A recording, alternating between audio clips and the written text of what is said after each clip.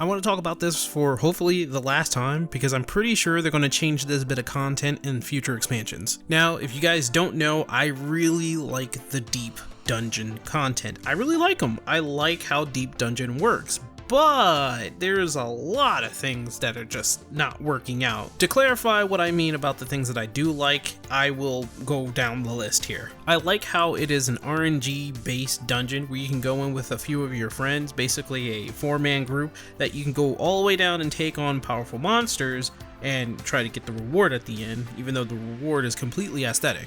And I also like the fact that you can take on the challenge alone, and when you do that, you get a very rare title that not a lot of people have. This title is one of those things that I really want in 14, since everything else is completely and utterly superficial in my opinion. Like, the title is very rare, right? So like when somebody sees that title over your head, it's like, oh, they took on that really difficult challenge. It kind of equates to rare mounts that you earn in game, not the shop ones. Screw the shop ones. The shop mounts basically you paid for that, so they really mean nothing to me. But the ones that you earn, the ones that are rare, the ones that you can't get anymore, like the pterodactyl, those mean a lot to me. And the same thing with the titles that you get for taking on deep dungeons alone, like the Reaper. These show that you went out of your way to spend hours upon hours upon hours tackling something that was effectively not meant to be done solo. And it's very meaningful for me because a lot of what you get in Final Fantasy XIV is glamour, a lot of superficial stuff.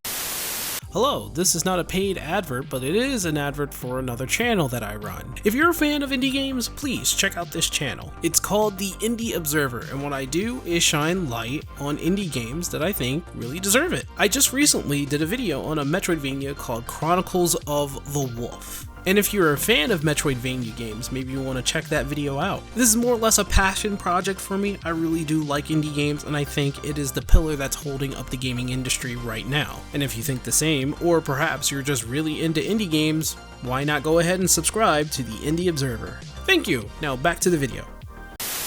And there's nothing wrong with glamour. I have nothing against glamour. I just don't feel satisfied with just getting glamour. I'm very old school. I like to accomplish something that, even though I have to beat my head against the wall with, I really like earning something from all of my hard work. And I feel that Deep Dungeon, specifically the first Deep Dungeon, the Palace of the Dead, fulfills that because it's a 200 floor dungeon and that title is incredibly rare, especially on my server. But I have some complaints about deep dungeons. Like, future content wise, I hope that they change deep dungeons in a positive way. And I don't know if I'm the only one who thinks like this. I don't know if I'm the only one who has a thought like this, but I want to explain myself why I think deep dungeons need a rework. Firstly, if you're going to go into a deep dungeon, you only have 2 save files. Now that right there doesn't make sense to me. A game like this should have like maybe 5 or 10 or something of that nature, because having 2 kind of sucks. This could be a misunderstanding on my side when it comes to coding of this game, because it's probably only going to be optimal with only having 2 save files, but I think having more than 2 would be a good idea. At least have 4 or 5 save files when you do something like this, because there are a lot of people who want to go in with different jobs.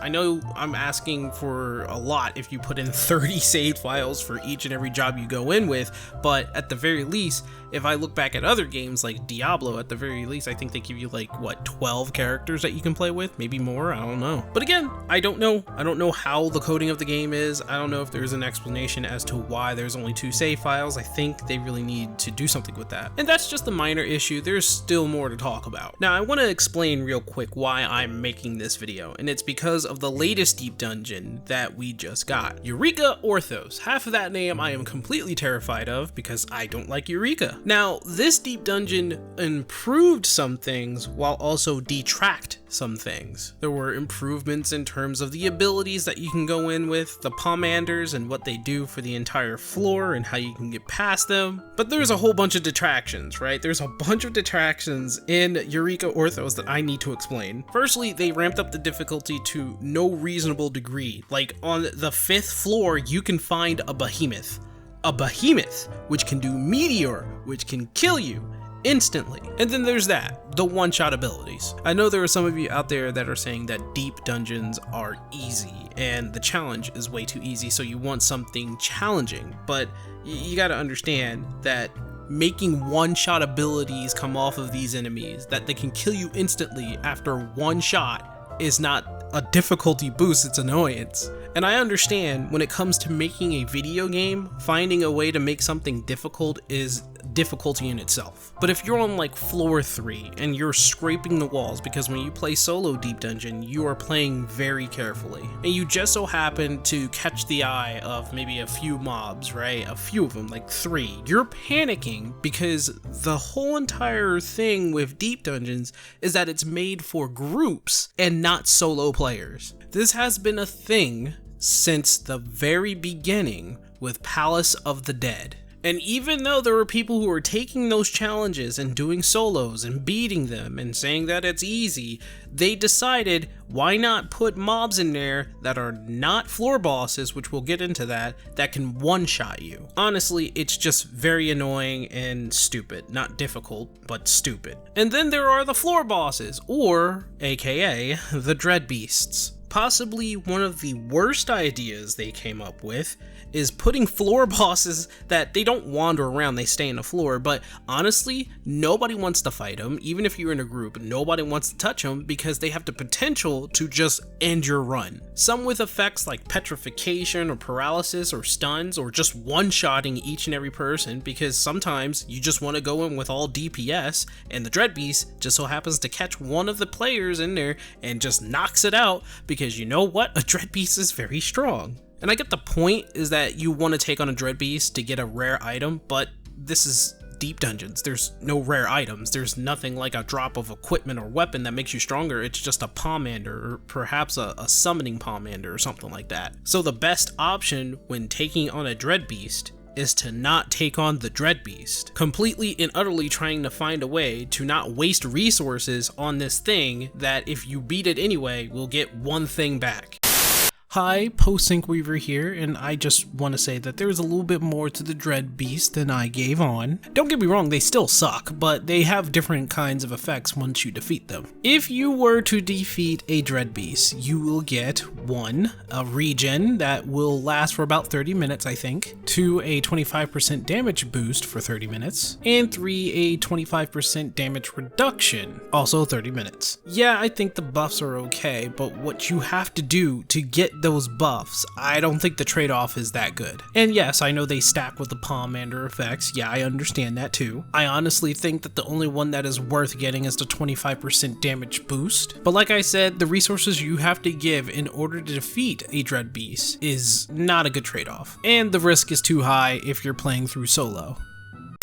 And let me be completely and utterly honest about Eureka Orthos. I think it has the potential of being fun, but every time they come out with another Deep Dungeon, it's basically the same thing. The only reason to go into these Deep Dungeons is to level up a job that you feel like you want to level up fast. So at level 51, you can start Palace of the Dead. Now, once you beat the 50th floor, you now have access to floors 51 to 60. From floor 51, you are at level 60, no matter what job you use. And the unique thing about this is, say that you start at floor 51, but you're using a job that's at level 51 or 53. You will start at level 60 on floor 51, and you get to see the abilities that your job can do. You then have access to those abilities from floor 51 to floor 60, while also obtaining experience, so that by the time you come out of the dungeon, you will have at least a level up. Obviously, the closer you are to level 60 with that job, the more experience you're going to need and the more runs you're going to have to do within the Deep Dungeon. But just having a taste of the abilities that you get to use at level 60 is actually a pretty cool thing. And this is the same thing with Heaven on High and Eureka Orthos. All the Deep Dungeons give you a good sum of experience. If you want to get from level 50 to 60, yeah, Palace of the Dead is where you want to go, other than just doing your dailies. Now, that's the good thing when you do any of these Deep Dungeons, right? When you want to level a job. And there are some rewards, like a rare mount that I've never seen and I really want to get, or glamour, or furniture. But doing Deep Dungeons over and over just to get those furniture, just to get that really incredibly rare mount that I can't seem to get from Palace of the Dead, is very tiring sometimes. Like, I feel like I'm going through insanity, and you know the definition of insanity. Did I ever tell you what the definition of insanity is? Insanity is doing the exact same fucking thing over and over again, expecting shit to change. So there really isn't a fulfillment when doing any of the deep dungeons. I don't even sacrifice my levels to get the glamour of the weapons. Like, yeah, sure, Palace of the Dead had some shiny weapons. All of them have shiny weapons, but I choose to not get them because honestly, I don't really care for the shiny weapons that they give you. But I think the biggest positive out of the deep dungeons is that you're allowed to look at what your jobs can be once it reaches that max level. But let me tell you that all of that can be improved. I have a few ideas on how you can improve the deep dungeon. Now, I'm not a game designer, but I have played video games all of my life, and there have been some recent developments in games that I have been playing that you could definitely implement into deep dungeons, please. Now, when it comes to deep dungeon and their RNG, quote unquote RNG, yeah, sure, you can get different paths going into different directions into different ways while you're going through what is the deep dungeon. But each and every one of them has the same design, a square room with a hallway that you have to go through in order to reach the next room and the next room where you need to find the exit.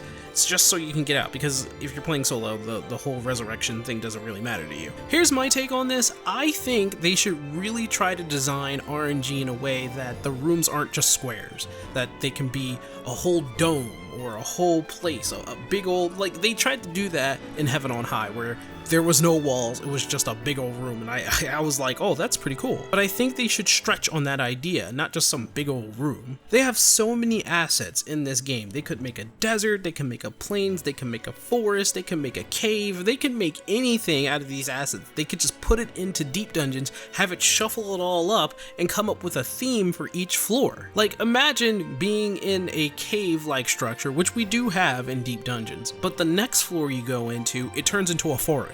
And this is something that I took from Phantasy Star, but like you could have a beach setting having different hallways, different cave structures being separated from each and every area, and it'll aesthetically look good. Or if you're going to stick with like Palace of the Dead, there are more than just lava caves, a temple, a crypt. You can have something like a graveyard, an abandoned mountain, maybe a spooky Japanese forest. Like the aesthetics when you get really deep down in Palace of the Dead looks cool. Like it really does. It looks cool because it looks like you're getting into something really ancient. But I think more variety in these dungeons, the better the shapes, like not just square after square after square. Like make a big room, have some variety, go Phantasy Star Universe or something, have oval likes, egg likes, different shaped likes, and make it abnormal. Make a crescent moon like room, not just squares, please. I want to emphasize on this for a sec. I don't dislike the Palmanders that we have in terms of the deep dungeons and its item system, but I'll be honest, those Palmanders work better as like floor effects or traps or different kinds of effects that you find in a chest or a button or some sort of buff or upgrade. Like they already have floor debuffs, which I think is kind of stupid. They also have floor buffs, which I also think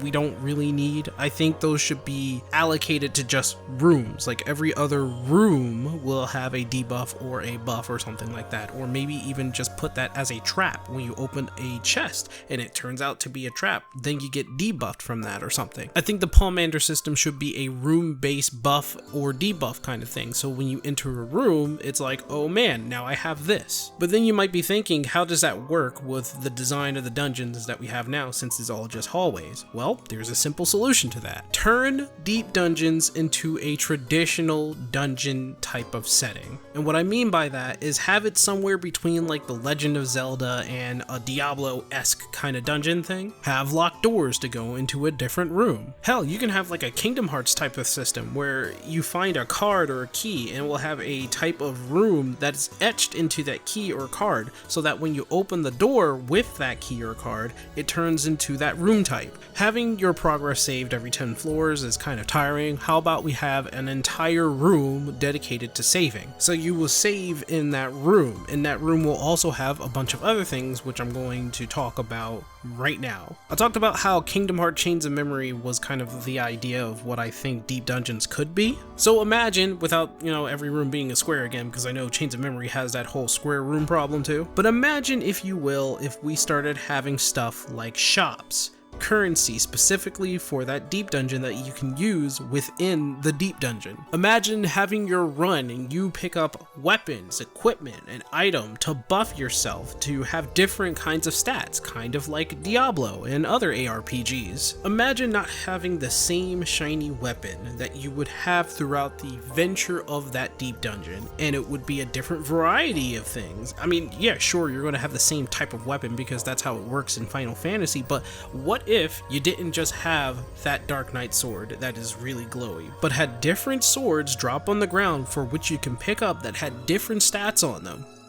Like an ARPG. Like ARPGs, every run would be different. You would have your own separate adventure with different RNG because the dungeon will be different for you. The weapons and items and equipment would be different for you. You can take those weapons and just trash it and turn it into scrap for you to sell at a shop when you reach it, or you could just sell them right there in the shop so that you can get something from that shop to help you on your way through the bottom or top. I don't know which way the deep dungeon is going. Doesn't really matter really, because when it comes to games like that, you are always thinking on what you need to wear to push forward. Will you sacrifice this stats that give you a buff in your defense for the trade-off of having more damage, or will you have this weapon that has a specific ability, passive or maybe not passive? I'm not really too sure if they can actually add different abilities, but say you use one of your abilities but it has like an added stat, like maybe vampiric, or a trap is laid, or maybe fire element or something like that. Like imagine that. Imagine having a game mode like that in Final Fantasy XIV. I know a lot of people are probably thinking like,